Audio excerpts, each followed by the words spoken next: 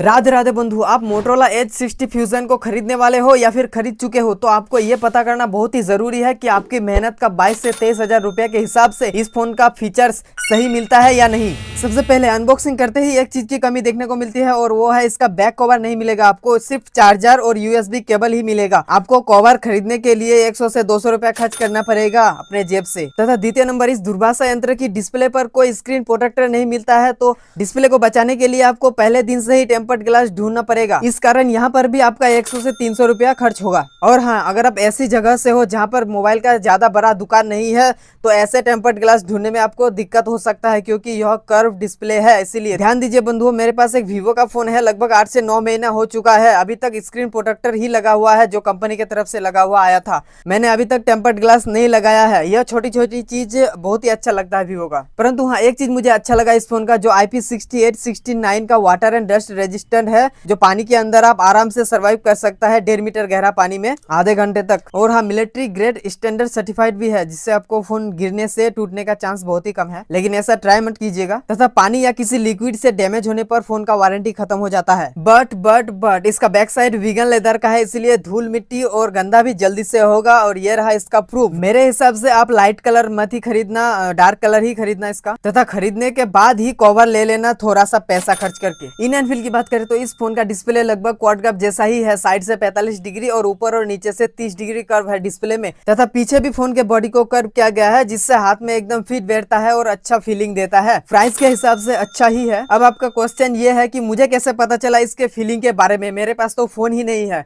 हाँ, आपका क्वेश्चन एकदम सही है। देखिए बंधुओं, कई सारी रिसर्च एंड ऑनेस्ट रिव्यू देखने के बाद जो चीज मुझे सही लगा वही स्क्रिप्ट में ऐड किया हूँ। और अगर आप मुझे सपोर्ट करें तो फ्यूचर में हाथ में फोन लेकर बना सकता हूँ, बाकी जैसा आपका मर्जी। चलिए मेन टॉपिक पे आते हैं। हाँ बंधुओं, 5500 mAh बिग बैटरी के बाद भी ये फोन बहुत ही हल्का है, ओनली 182 ग्राम्स। और थिकनेस माने मोटाई की बात करें तो 8.2 मिलीमीटर ओनली। हैप्टिक्स उतना हैवी फील नहीं कराएगा, ठीक ठाक है बस। डिजाइन की बात करें तो मुझे एक चीज अच्छा नहीं लगा मोटरोला का, जो हर एक फोन में कैमरा डिजाइन सेम मिलता है और इसमें भी आपको वही डिजाइन देखने को मिलेगा। मुझे पर्सनली यह लगता है कि इस डिजाइन को थोड़ा सा चेंज करना चाहिए मोटरोला को। और आपका क्या राय है कमेंट में बताइए। डिस्प्ले क्वाड कप है, प्रोटेक्शन गोरिल्ला ग्लास 7i दिया गया है डिस्प्ले पर। डिस्प्ले साइज 6.67 इंच का फुल HD प्लस 1.5 के रेजोल्यूशन के साथ 10 बिट डिस्प्ले है, जिसमें 1 बिलियन के ऊपर कलर आता है।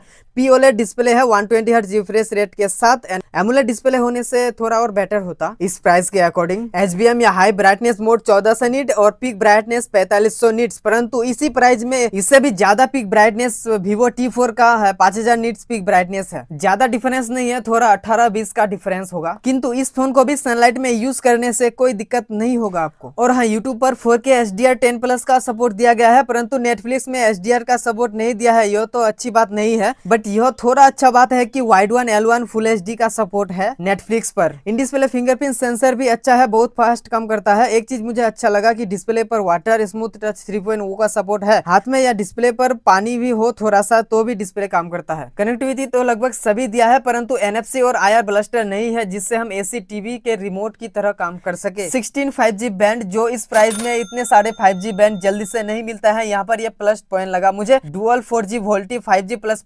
VoNR Wi-Fi 6 Bluetooth 5.4 USB Type-C 2.0। Speaker quality Motorola का अच्छा ही होता है। डुअल स्पीकर के साथ डॉल्बी एटमॉस का भी सपोर्ट दिया है इसमें। और हाइब्रिड सिम स्लॉट है, जिससे आप एक सिम या एक SD कार्ड या फिर 2 सिम लगा सकते हैं। शायद आपको मेमोरी कार्ड लगाने की जरूरत नहीं होगा, क्योंकि इसका बेस वेरिएंट ही 256 GB का आता है। परफॉर्मेंस की बात करें तो इंडिया का यह एकमात्र ऐसा फोन है जिसमें मीडियाटेक कंपनी का डायमेंसिटी 7400 चिपसेट दिया गया है, जो कि 4 नैनोमीटर में बेस्ड है। और यह न्यू चिपसेट 2 और नए फोन में भी लॉन्च हुए हैं, जो आपको लास्ट में बता देंगे कौन कौन सा फोन है। इसका अंतुत्व स्कोर 6,80,000 से 7 लाख के बीच आता है। पिछले साल का इस 50 फ्यूजन से अच्छा ही है इस बार। ध्यान दीजिए बंधुओं, मैं एक YouTube वीडियो पर देखा कि इसका कैमरा ओपन करने के बाद जब बंद करता है तो थोड़ा अटक जाता है, और ऐप ओपनिंग एनिमेशन भी स्लो है इसका। तथा ये फोन गेमिंग को टारगेट नहीं करता है। गेमिंग के लिए और भी दूसरा फोन है जो 25,000 में आता है। रैम टाइप LPDDR4X तथा स्टोरेज टाइप UFS 2.2। इस बार कम से कम 3.1 दे सकता था मोटरोला, जिससे इसका स्पीड और भी थोड़ा फास्ट हो जाता। Android 15 के साथ 3 साल का एंड्रॉइड अपडेट और मोटो हेलो UI के साथ 4 साल का सिक्योरिटी पैचेस दिया है। पहले तो मोटरोला UI एकदम क्लीन आता था, परंतु इस बार कुछ ब्लोटवेयर फ्री इंस्टॉल ऐप दिखेगा आपको। इसे आप अनइंस्टॉल भी कर सकते हैं अपने मर्जी से। बैटरी की बात करें तो इस बार इन्होंने अच्छा किया है बैटरी में। पिछले साल जो मोटो X50 फ्यूजन में आया था 5000 mAh का,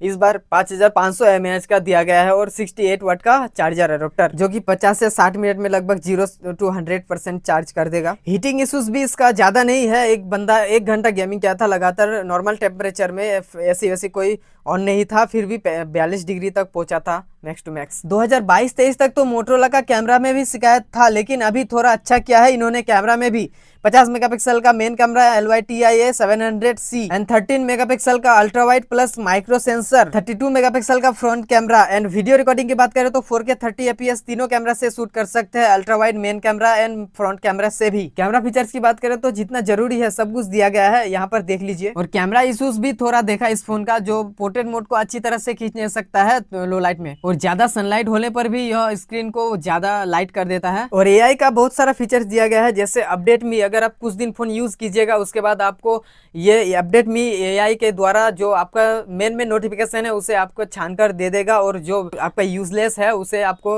नहीं दिखाएगा। उसके बाद आता है AI टेक नोट। जब आप किसी मीटिंग पर हो और वहां की सारी बातों को आपको लिखना है तो यह ऑन कीजिएगा तो ये आपकी सारी बातों को लिख कर दे देगा। उसके बाद आता है रिमेंबर दिस। अगर आप फोटो को क्लिक किया है किसी काम के लिए और वहां पर लिख दिया है कि ये काम के लिए ये फोटो है, और थोड़ा सा भी शब्द सर्च कीजिएगा गैलरी में आकर तो आपको AI के द्वारा वो फोटो दे देगा। और भी आता है जिससे आप वॉलपेपर क्रिएट कर सकते हैं AI के द्वारा, अपने प्रॉम्प्ट को लिखकर इमेज जनरेट कर सकते हैं इसके द्वारा, किसी भी तरह का इमेज। और फोटो एनहेंस भी मिलता है जिससे फोटो का क्वालिटी अच्छा होगा AI के द्वारा, और वीडियो स्टेबलाइजेशन भी मिलता है AI के द्वारा, जो इससे पहले आपको प्रो वर्जन में मिलता था मोटरोला का। और भी कई सारे हैं जैसे AI इरेजर और फोटो अनब्लर और भी फोटो पोर्ट्रेट लाइट। अच्छा है, इतने सारे AI का फीचर्स मिलता है इस प्राइस में हमें, जो अन्य कंपनी में नहीं देखा है हमने इस प्राइस में ऐसे AI का फीचर्स बहुत सारा। तो ये सब देखने के बाद आपको क्या लगता है, आप ये फोन लीजिएगा या नहीं, कमेंट में बताइएगा। मेरे ओपिनियन की बात करें तो अगर आपको अल्ट्रा वाइड का जरूरत नहीं है मेन कैमरा को छोड़कर, तो आप Vivo T4R या फिर iQOO Z10R की तरफ जा सकते हैं। यहाँ से देख लीजिए वीडियो, उसके बाद सही डिसीजन लीजिए, अपना पैसा खर्च मत कीजिए ऐसे ही। और मैंने आपको कहा था कि ये न्यू प्रोसेसर 2 नए फोन में भी लॉन्च हुआ है, तो Vivo T4R और iQOO Z10R में यह प्रोसेसर दिया गया है। तो यह वीडियो देखने के बाद वो भी देख लेना कैसे दोनों फोन को सिर्फ नाम चेंज करके Vivo और iQOO नाम चेंज करके अलग अलग रेंज पे बेचा जाता है, एक कम प्राइस में और एक ज्यादा प्राइस में। आपको कैसा लगा इस प्राइस में इसका फीचर्स कमेंट में जरूर बताइएगा। आज के लिए इतना ही, मिलते हैं किसी नेक्स्ट वीडियो में, तब तक के लिए राधे राधे।